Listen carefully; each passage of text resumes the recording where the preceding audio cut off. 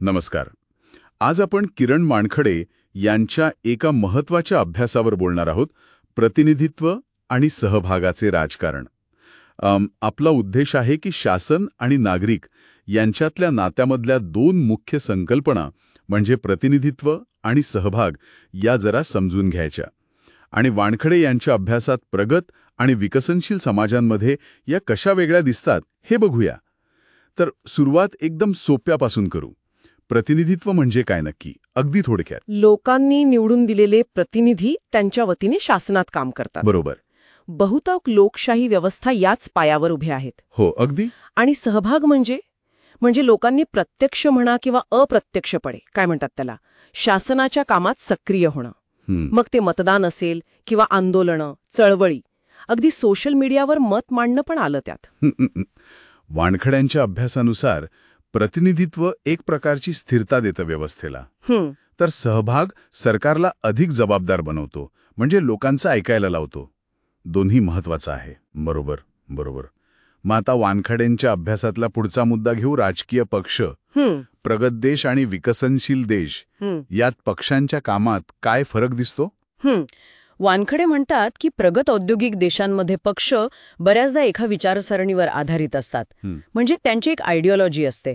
उदाहरणार्थ अमेरिकेत रिपब्लिकन आणि डेमोक्रॅट्स, किंवा ब्रिटनमध्ये लेबर आणि कन्झर्वेटिव्ह. हे पक्ष मग वेगवेगळ्या गटांसाठी, म्हणजे तरुण, महिला, अल्पसंख्याक, त्यांच्यासाठी विशिष्ट धोरणं ठरवतात. आणि तिथे पक्षांतर्गत लोकशाहीवर पण जास्त भर असतो. निवडणुका वगैरे होतात पक्षात. अच्छा. ह्या उलट वानखडे नमूद करतात की विकसनशील देशांमध्ये काय होतं, अनेकदा पक्ष जात, धर्म, भाषा किंवा प्रदेश अशा ओळखींवर आधारलेले दिसतात. भारतात आपण हे बघतोस की नाही? हो, बघतो की. इथे मग व्यक्तिपूजा जास्त दिसते, किंवा घराण्याशाही. त्यामुळे पक्षांतर्गत लोकशाही जरा म्हणजे दुबळी राहते. आणि कधी कधी राजकीय अस्थिरता पण वाढते. विचारधारेपेक्षा व्यक्ती किंवा तो गट जास्त महत्वाचा ठरतो. म्हणजे फरक स्पष्ट आहे. एकीकडे विचारसरणी, धोरणं, दुसरीकडे ओळख, व्यक्ती. ओके. आता पक्षांच्या पलीकडे लोकांचा आवाज कसा व्यक्त होतो, म्हणजे दबाव गट आणि सामाजिक चळवळी, याबाबत वानखड्यांच्या अभ्यासात काय मिळतं? हो, हा पण एक महत्वाचा फरक आहे. वानखडे दाखवतात की प्रगत देशांमध्ये दबाव गट खूप संघटित असतात. म्हणजे व्यावसायिक लॉबी असतील किंवा पर्यावरणवादी गट जसं ग्रीन पीस, कामगार संघटना, ते अगदी कायदेशीर मार्गाने डेटा वगैरे वापरून सरकारवर दबाव आणतात. अच्छा. आणि आत्ता तर ब्लॅक लाईव्ज मॅटर किंवा LGBTQ+ सारख्या चळवळी त्या सोशल मीडियाचा इतका प्रभावी वापर करतात की जागतिक पातळीवर परिणाम होतो. बरोबर. दुसरीकडे विकसनशील देशांमध्ये बघा, शेतकऱ्यांचे गट, व्यापाऱ्यांचे गट अनेकदा ते असंघटित असतात आणि त्यांच्या मागण्यांसाठीची आंदोलनं कधीकधी म्हणजे हिंसक पण होतात, जसं काही भारत बंद आंदोलनांच्या वेळी दिसलं होतं. खरंय. मूलभूत हक्कांसाठी लढणारे असतात.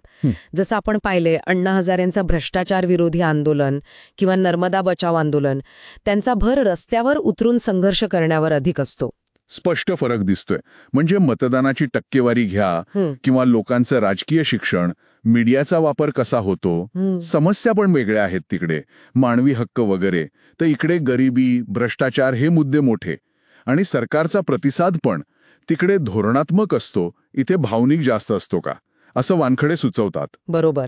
आणि यात वानखडे अजून एका गोष्टीवर भर देतात, ती म्हणजे आधुनिक बदलांचा प्रभाव.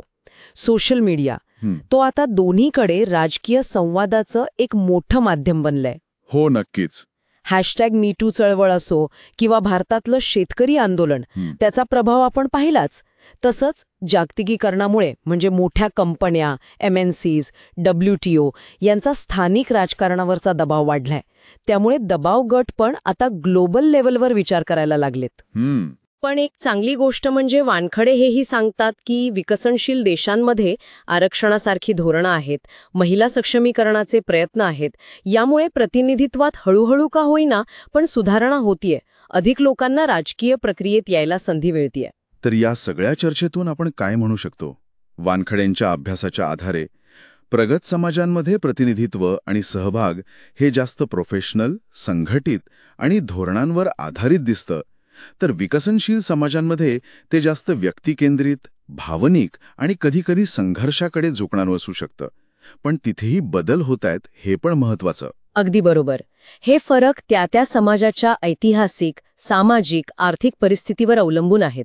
हे समजून घ्यायला हवं. पण शेवटी वानखडे जे अधोरेखित करतात ते महत्वाचं आहे. लोकशाही यशस्वी व्हायची असेल तर दोन्हीकडे लोकांचा सक्रिय सहभाग गरजेचा आहे. प्रतिनिधित्व आणि सहभाग या काही फक्त तांत्रिक प्रक्रिया नाहीत, त्या समाजाच्या एकत्रित इच्छांचं, आकांक्षांचं प्रतिबिंब आहे. खरंय. आणि जाता जाता एक विचार जो वानखड्यांच्या अभ्यासाच्या थोडा पलीकडचा आहे पण महत्वाचा वाटतो. आपण प्रतिनिधी निवडतो, चळवळीत जातो, हे तर आहेच. पण आपले रोजचं जे डिजिटल आयुष्य आहे ना, म्हणजे आपण ऑनलाईन काय वाचतो, काय शेअर करतो, कशाला लाईक करतो, हे सगळं नकळतपणे आपल्या राजकीय सहभागाला आणि प्रतिनिधित्वाच्या कल्पनेला अशा कोणत्या नवीन प्रकारे आकार देत असेल ज्याची आपल्याला कदाचित अजून पुरेशी कल्पनाही नाहीये. विचार करण्यासारखा मुद्दा आहे.